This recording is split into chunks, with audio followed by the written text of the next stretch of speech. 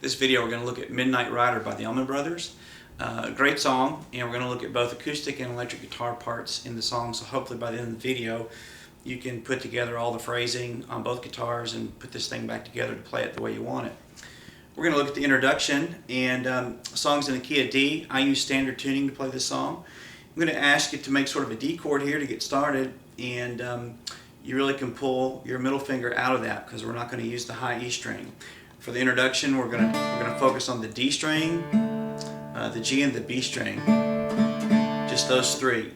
Let me play it for you the way I play it, and then I'll show you a couple options maybe on how to play it.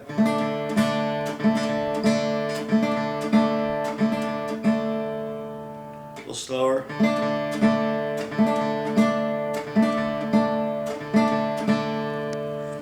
Think of this in a series of three. We'll look at the right hand here for a minute. It's sort of the first stroke is actually sort of an arpeggio, or breaking up the chord. I'm using my flat pick, I'm using my middle and my ring finger. Flat pick on D, middle finger on G string, ring finger on the B string. And I'm just going right down. Fairly quickly when I play it. In slow motion.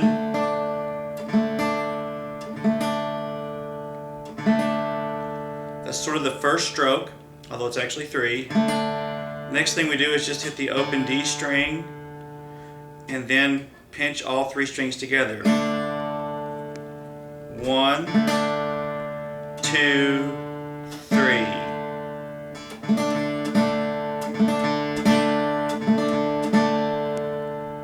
When I really listen closely to the studio version, my ear hears the first series of three, like I just played. The second series of three, arpeggiate, hit the D string, and then just the G and the B string. I hear that twice, and then and there's four of these. So the first one I hear all three strings, G and B string, G and B string, and then finishing up with all three. Now that's a real subtle difference, but it seems to be what I hear in the studio cut. Either one would work.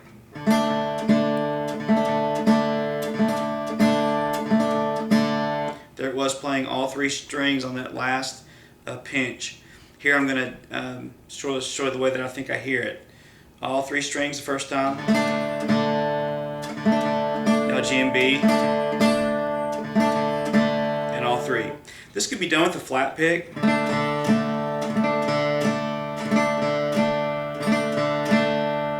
So if you just really want to use a flat pick, you can get a very similar effect. Maybe not exactly, but similar.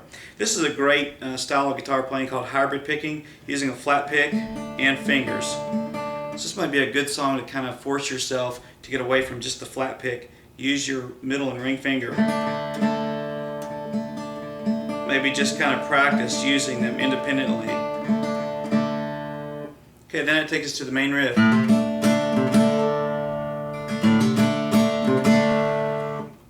In the same position up here in the left hand, 2nd fret G, 3rd fret B string. I'm going to hit the open A string and hammer on the 3rd fret.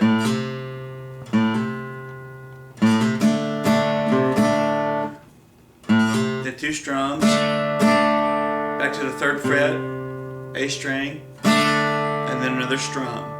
That's the whole pattern.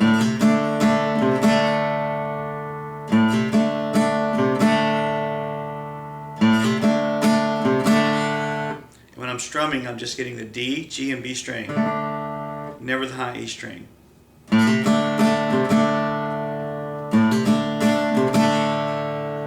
And I believe on the studio recording, they just let those chords ring out.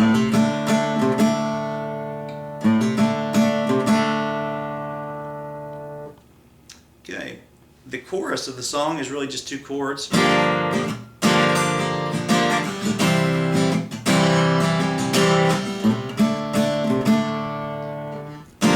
G minor 7, barring across all strings on the 3rd fret, dropping my ring finger in on the 5th fret of the A string. then go into a C chord. You could use a 4-finger C, or you could use this bar C, 3rd fret A through E, 5th fret D through B, not getting the high or low E string, and then back to so.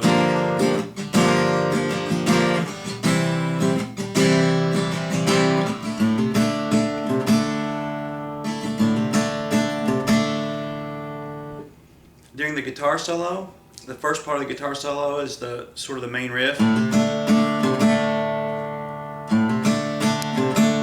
Breaks out of that, then it just goes to a C chord, then a B flat.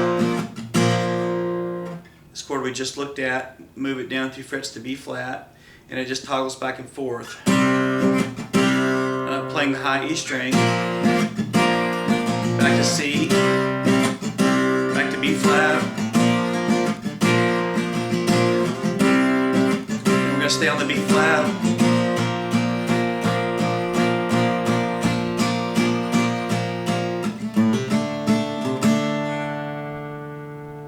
That's the acoustic guitar part. Let's take a look at the electric guitar part. There's a phrase that's sort of a signature phrase throughout the song when it goes to the chorus.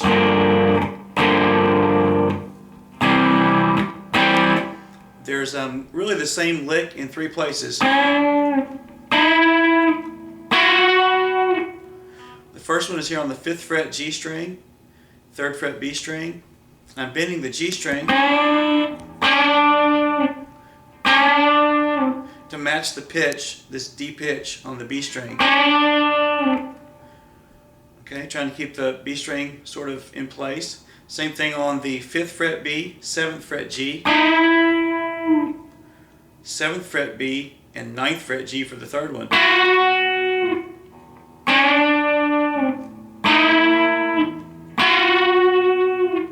The idea. Okay, there's 2 guitar lines in the solo. Let's look at those real quick. After it kind of breaks into the guitar solo, the first lick. We're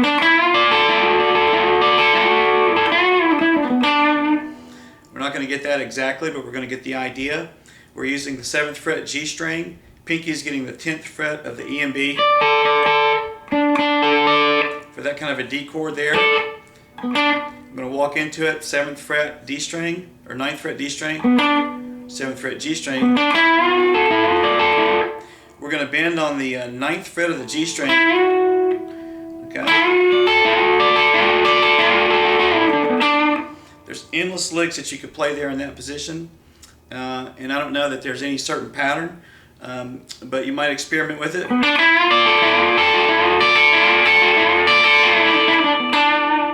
That's kind of the first lick. He kind of ends up maybe a run at the end of it. So just experiment with that idea. The next part.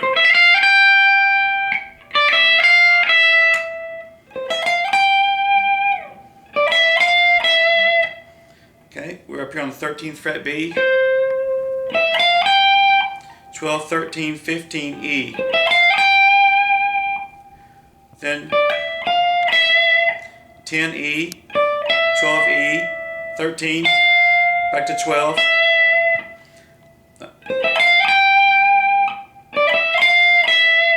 The next couple of times I don't necessarily hear this first note. Just be optional.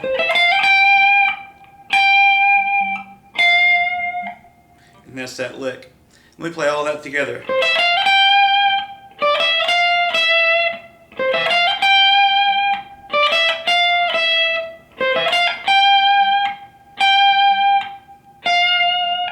It's only one other lick, and it's the other guitar line. It's on the G string.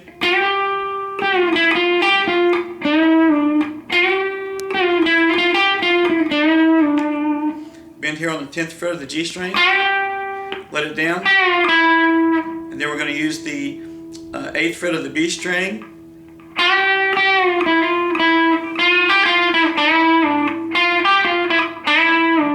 And a bend here on the G string, 7th fret.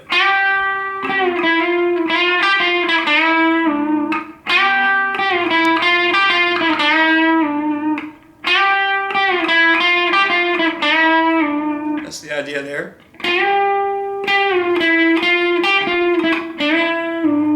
Last one. I'm sorry, here's the last time. 9, 7, 5. Those are the parts to Midnight Rider. Thanks for watching the video. Hope it helps.